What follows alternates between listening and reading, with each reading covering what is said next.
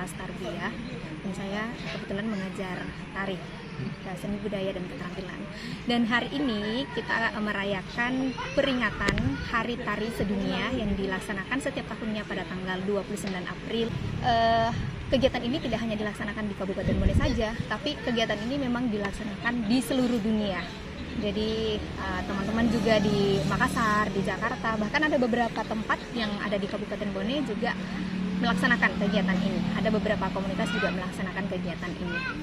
Kegiatan ini kami laksanakan sejak 2017, 2018, dan terhenti pada saat pandemi 2 tahun, dan tahun lalu kami laksanakan di Lapangan Merdeka.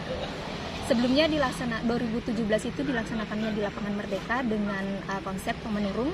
Terus tahun 2018 dilaksanakan di Tanah Bangkelae yang menceritakan tentang pertemuan 3 kerajaan.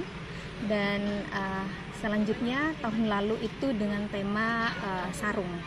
Dan tahun ini kita dengan tema Islami, jadi dengan menggunakan lagu-lagu Islami yang dibawakan oleh mahasiswa PGMI, Pendidikan Guru Madrasah Ibtidaiyah.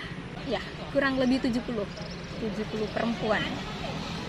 Adapun tema dari kegiatan ini adalah ekspresi nama di dalam gerak. Yang pesan yang ingin saya sampaikan bahwa kebanyakan orang menganggap, atau penari pemula atau orang yang baru melakukan gerak ini menganggap bahwa untuk membuat tari itu merupakan hal yang sulit dilakukan. Nah, saya patahkan itu bagaimana kita menciptakan gerakan-gerakan sederhana.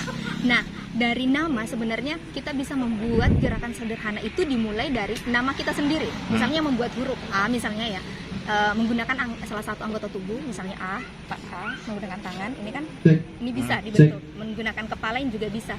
Jadi saya mematahkan bahwa membuat koreografi yang susah itu salah.